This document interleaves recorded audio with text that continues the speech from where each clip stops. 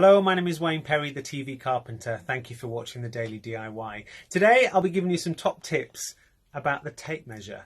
Now it's a tape measure, obviously it measures things, but there's a few little secret tricks in here that not many people know about, and it will help you with your DIY. So to start with, obviously tape measure, you've got the button on the top that locks it in place. But what you don't know is on the back of your tape measure, there's a little number. Put it up here, see here? And it actually says 64 millimeters. And what that is if you're measuring the inside of like a window frame or something like that, rather than you measuring it and then having to bend it to get the actual measurement, you could start here of the inside of your windowsill, measure to here, put this at the back end, look at the measurement on the tape, but then add 64 millimeter, because that's the thickness of the carcass, so it stops you having to bend, so you can just include that. So that's a little tip for you.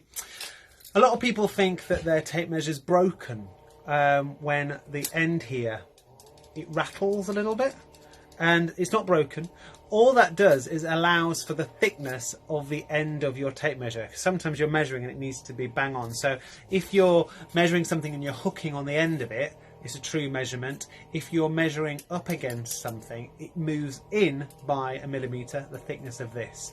So that's why that rattles. It's not because it's broken, it's just allowing for the measurement if you're pushing against it or if you're hooking behind it. So there's always a true 1 millimeter measurement difference. So that's that bit. On the end of here, it has a little notch, a little hole in it. And that's designed so that if you're by yourself and you want to measure something but it's a really long distance, you can hook it.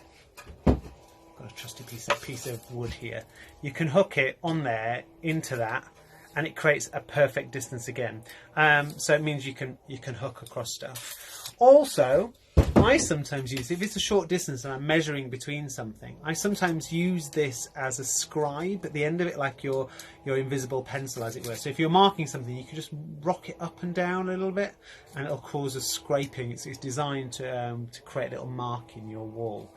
So there's a few little tips about the simple little tape measure. Hope that was helpful. If you want any information from me, go to my website, which is thetvcarpenter.com, and on there's links to my Facebook group, the DIY Doers Facebook group, where we can help you out with any other DIY related questions.